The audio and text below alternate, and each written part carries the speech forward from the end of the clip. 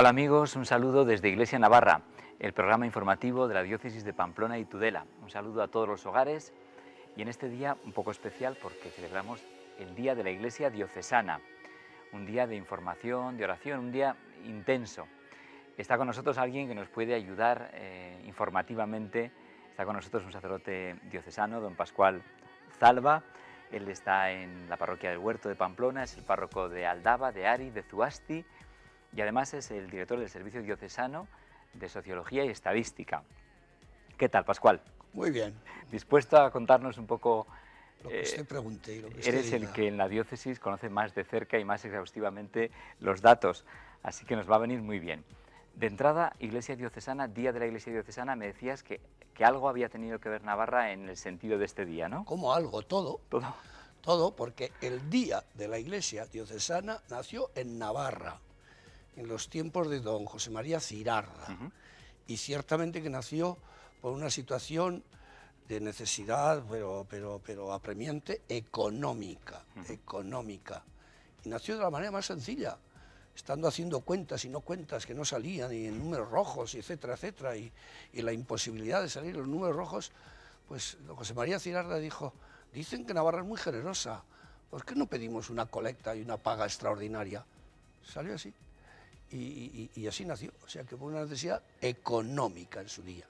Yo creo que eso ha ido evolucionando, tiene que seguir evolucionando.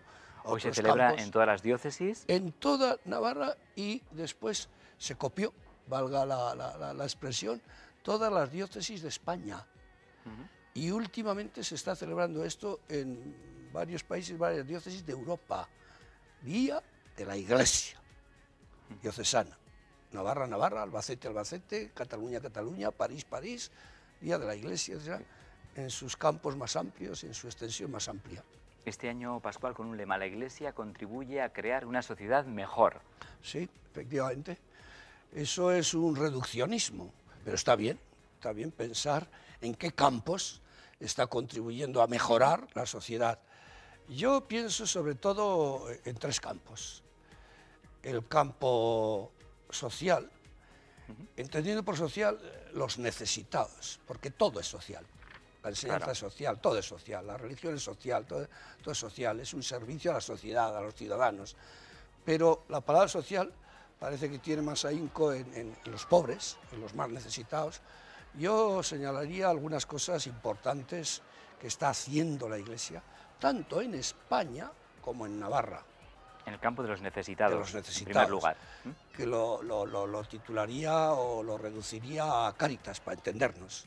A Cáritas, a Manos Unidas, a los misioneros, el Día del Dómul, los misioneros, muchos navarros por aquí, por allá, en países de misión, pobres, sobre todo esos tres campos, y aún dentro de esos campos especificar cosas muy concretas que hay que conocer, transmitir, etc.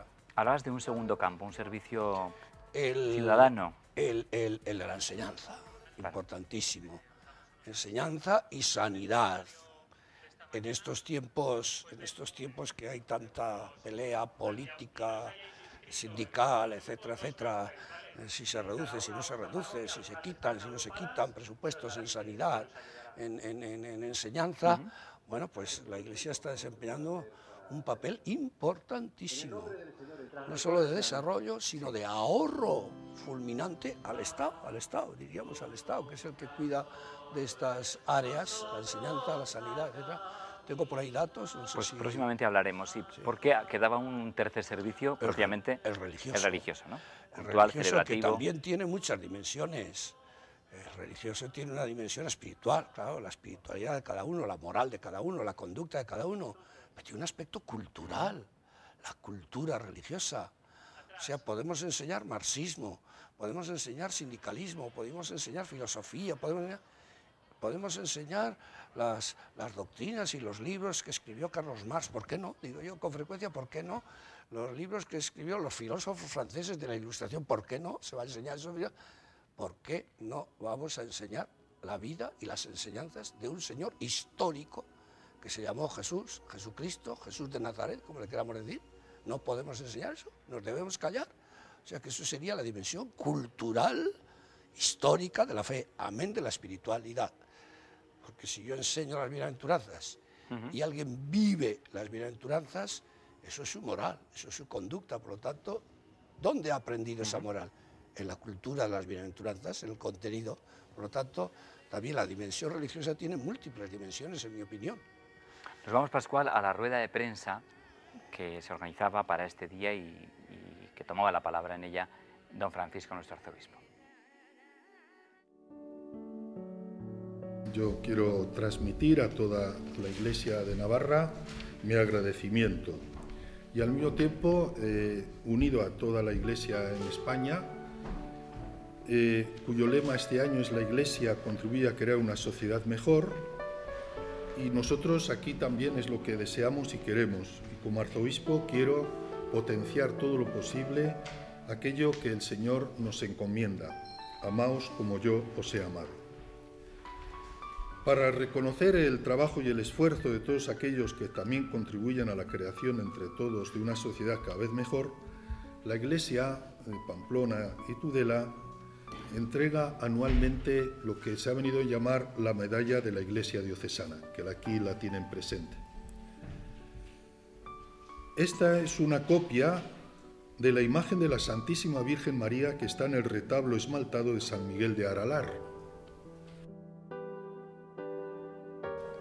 Este galardón es un reconocimiento a personas, grupos o instituciones que hacen visible en la sociedad de Navarra los valores humanos que son también valores evangélicos. Para elegir la persona, grupo o institución galardonada, el Consejo debe realizar una consulta, como he dicho, entre las parroquias e instituciones eclesiales de Navarra y elegir de entre las propuestas realizadas por estas. De entre las propuestas, el Consejo ha elegido y ha propuesto al arzobispo, a mí, a la Fundación Banco de Alimentos, por su esfuerzo en paliar los efectos de la crisis. De hecho, están haciendo una gran labor.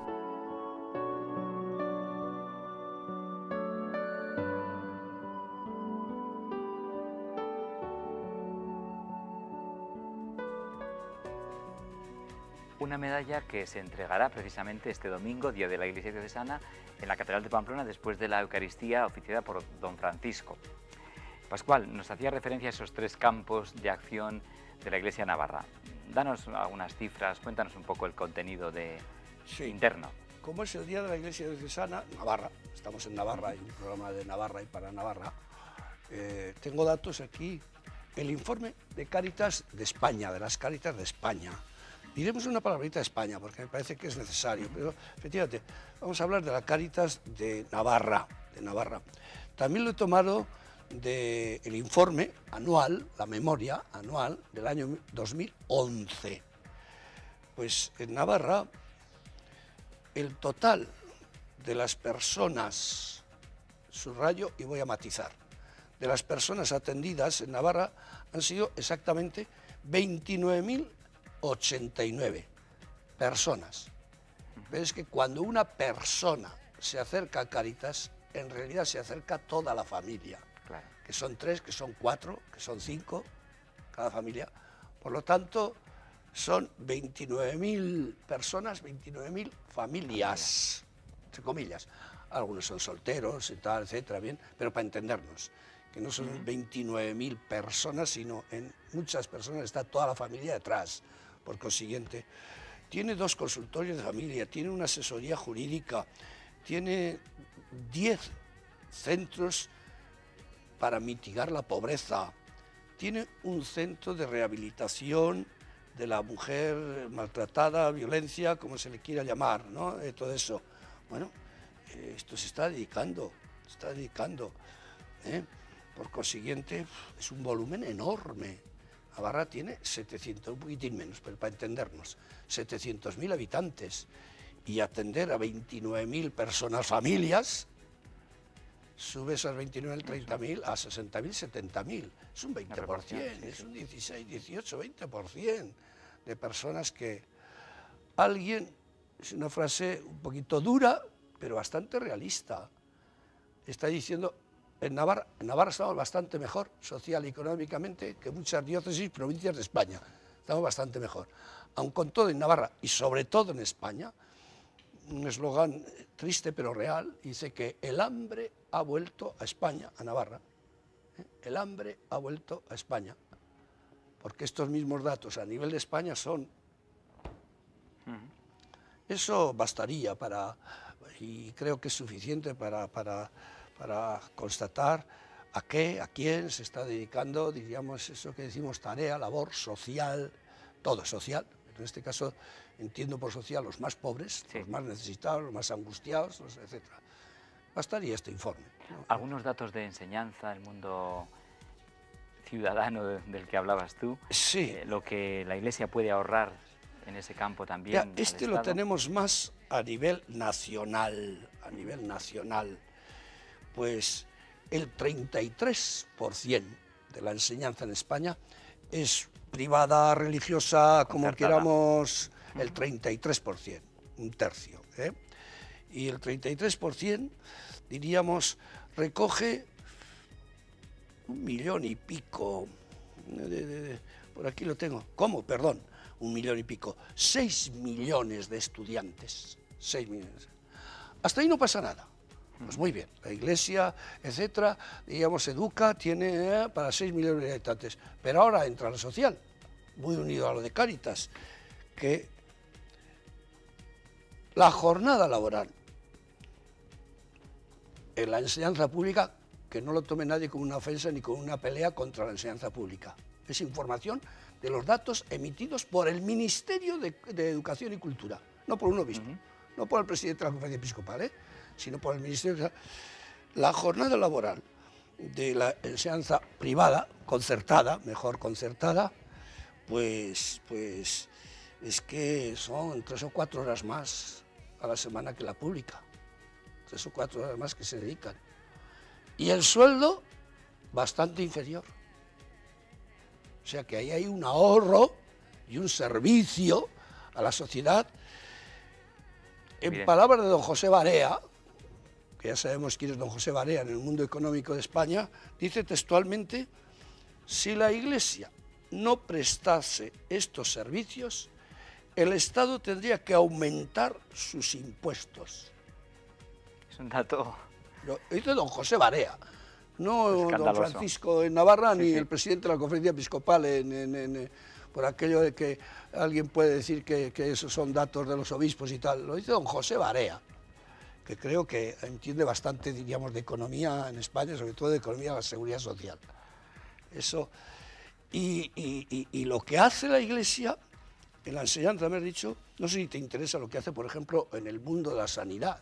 También entra el mismo campo. Estamos en la enseñanza y la sanidad, en esta pelea que están quitándolos, reduciendo, etcétera, los presupuestos.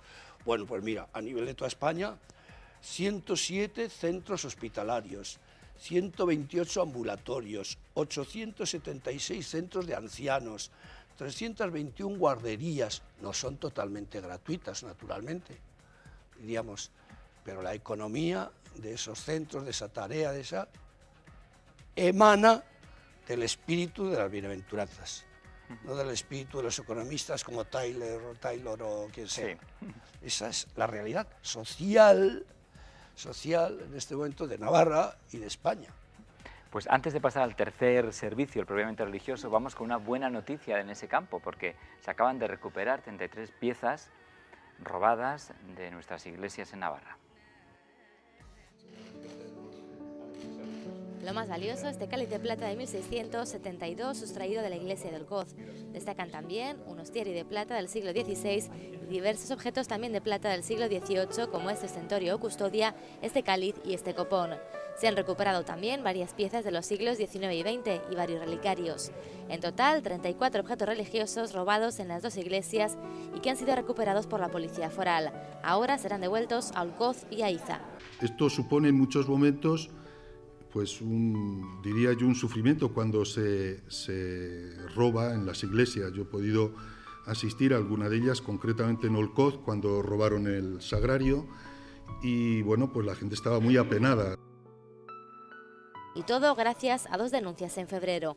A raíz de ahí, la policía foral comenzó a investigar. Se consigue un auto judicial en el cual se consigue la entrada al trastero de una de las personas, de un familiar de uno de los detenidos. En este trastero se encuentran diversos objetos de los robados en las iglesias y a partir de ahí continúa la investigación hasta llevar a la finalización de la misma hace aproximadamente un mes. Unos objetos que intentaron vender en el mercado negro del arte. Hay 2 detenidos.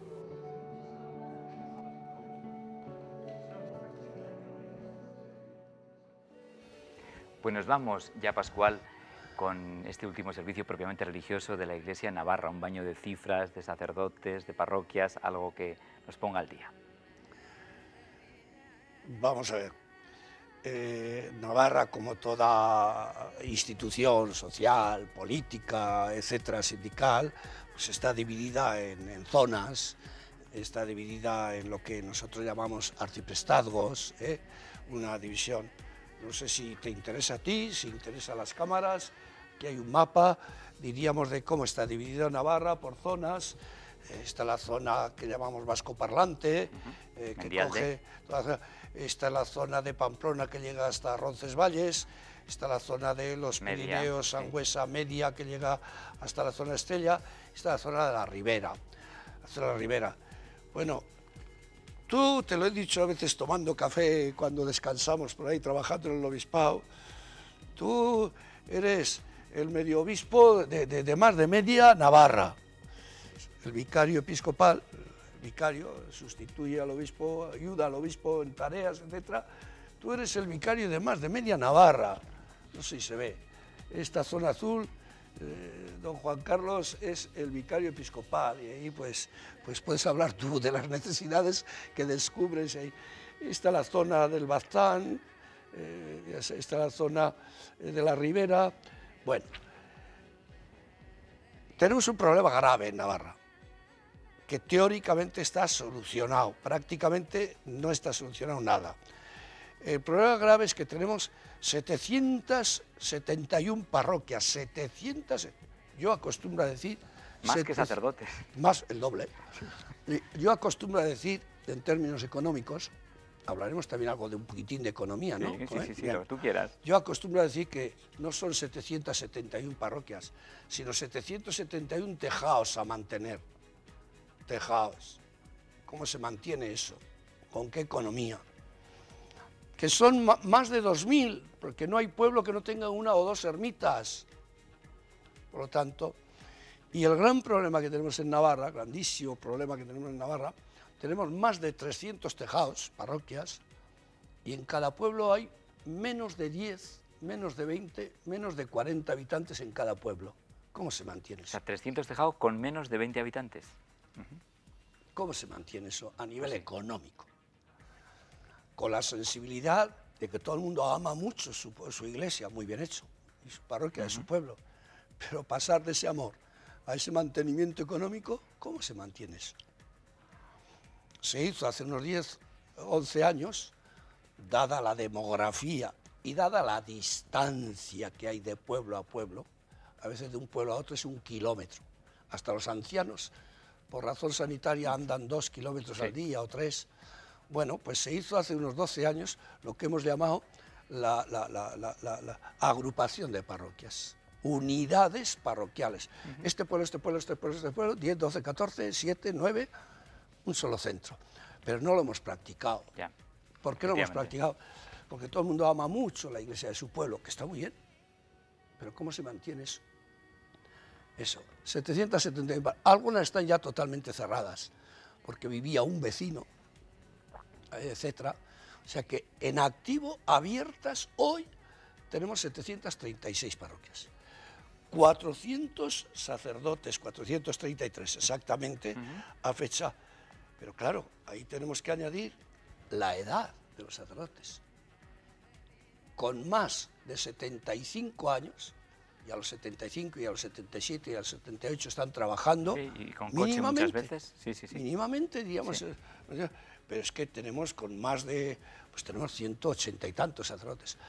Así es que los que sois jóvenes, relativamente, que dices, prepararos porque os quedan 15, 20 años, máximo 130, 140. De aquí a 10 años, de aquí a 10 años, que es mañana, quedarán, en principio, sacerdotes navarros 130.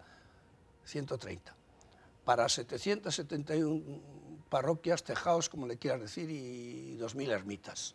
es una petición de vocaciones a manos llenas. O sea, nos vamos a Occidens, la muestra de la catedral y el conjunto catedralicio de Pamplona, que nos va a dar más perspectiva todavía de nuestra historia.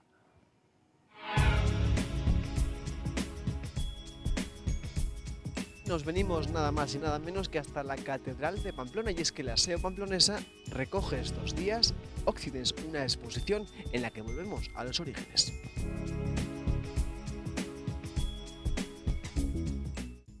Occidens es una reflexión sobre nuestras raíces. Con esta exposición pretendemos conocer quiénes somos, conocer el presente, para poder afrontar mejor el futuro, un futuro que se nos avecina incierto, complejo, y conociendo nuestras raíces, conociendo quiénes somos, podremos afrontarlo con mayor seguridad, sabiendo, pretendemos conocer cuáles son aquellos valores que forman nuestra identidad, que nos humanizan, que hacen mejor la sociedad y que conviene que los llevemos a este mundo global nuevo que se está construyendo. Y esa es la reflexión que pretende esta exposición. Javier, ¿de dónde nace esta idea de crear Occidens? Porque creo que eres el impulsor, cabeza pensante y el que ha un poco organizado esto. Sí, bueno, es que este conjunto catedralicio, que es el único de Europa que está completo, tiene todos los estratos de la historia, ¿no? Tiene edificios románicos, edificios góticos, renacentistas, barrocos, neoclásicos. Es decir, toda la historia de Occidente está aquí resumida. Y nos parecía que era el lugar ideal para, recorriendo sus espacios, llegar a comprender quiénes somos, a través de la historia del arte y de todos los misterios y rincones que encierra este complejo catedralicio, que es maravilloso y que explica en gran medida lo que somos. Javier, tú eres la cabeza pensante y aquí a mi lado tengo a Antonio, que es el ejecutor de lo que vamos a ver en unos minutos. Cuando te llega la idea de Javier, ¿qué piensas? ¿Es una locura? Vamos a ver cómo lo proyectamos. ¿Cómo ha sido todo el proceso de creación de la exposición que luego veremos? Un reto. En primer lugar, la idea me pareció muy sugerente. En segundo lugar, tener el honor de poder trabajar en una catedral, yo creo que, en fin, ya eso es un reto y además, insisto, un honor. O sea, no es fácil trabajar en un conjunto así. Por otro lado, un gran respeto, porque, como ha dicho Javier, aquí está toda la historia de Occidente, cada piedra que tocas, cada espacio hay una gran historia detrás, y por lo tanto poner otra piedra pues era un reto difícil, interesante, pero complejo.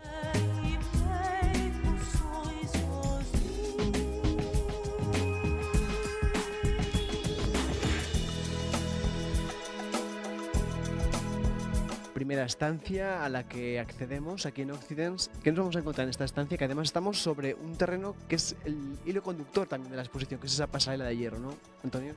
Sí, a ver, aquí hay un hilo conductor que es una pasarela de chapa o un pavimento de chapa con el cual está resuelto, pues yo diría que prácticamente todo, ¿no? Actuar en una catedral con los condicionantes que tienes, complicado, cada piedra que levantas pasan cosas, y por lo tanto nos parecía una actitud rigurosa y sobria el establecer un único mecanismo a partir del cual todo se resuelve, ¿no? Entonces, con una chapa plegada que hace de barandilla, de expositor, donde se perforan los textos, pasa el cableado por debajo, no tocas nada, puedes ir apoyando y saltando casi sin estropear lo que hay, y por otro lado consigues una gran versatilidad, porque aunque esto parezca un armatoste tremendo, son unas chapas que se pueden desmontar e ir cambiando. Hablamos de primera sala, de ese hilo conductor, pero primera parada, esa maqueta de la catedral. Bueno, es una abstracción de una maqueta. A ver, el problema que tienen las maquetas es que o se ven por fuera o se ven por dentro. Entonces aquí pensábamos que era muy importante conseguir una maqueta que se viese por dentro y por fuera a la vez. Bueno, esta maqueta ha llevado miles de horas. Pues toda la gente que colabora en mi despacho, fundamentalmente la gente del laboratorio experimental, se ha dedicado durante meses a pensar cómo se puede hacer una maqueta que se ve por dentro y por fuera. Y además con una peculiaridad, que además sirve de proyección. Si uno acerca el móvil o una linterna, ve proyectado todos los espacios a la escala que uno quiera.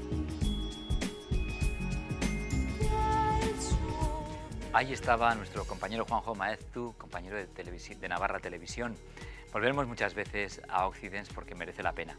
Pascual, casi ya nos tenemos que despedir. ¿Alguna cosa que nos pudieras decir para acabar?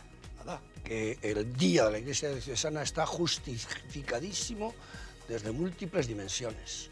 Desde el estudio, qué es la Iglesia, qué no es la Iglesia, qué necesidades tiene la Iglesia, qué necesidades económicas. Está justificadísima una colecta y 2 y 3. Por la necesidad está justificadísimo, por lo tanto, animar al ciudadano curioso, practicante y no practicante, porque hay no practicantes de los sacramentos que ayudan a la Iglesia económicamente. No, Todo se tiene que decir. No, y me decías, porque son conscientes del papel social, moral de la Iglesia en la sociedad, ¿no? Y una última cosa que es de índole moral, conductual. ¿Quién ha despertado esta espiritualidad? Las bienaventuranzas. Los pobres, los necesitados, los humildes. El dar con la mano derecha y que no se entere la izquierda lo que ha dado. El espíritu del Evangelio, el espíritu de las bienaventuranzas, que es lo que yo pediría que vivan todos los navarros, practicantes y no practicantes. Eso es evidente, se está ya viviendo en la Iglesia así, y lo único que se pide es incrementar eso, porque será un bien cultural, un bien hasta para el equilibrio de la persona y un bien para la misma sociedad. Pues gracias, Pascual. Muchas gracias por acercar la realidad de nuestra diócesis a todos los hogares de Navarra. Gracias y hasta el próximo fin de semana. Adiós. Muchas gracias.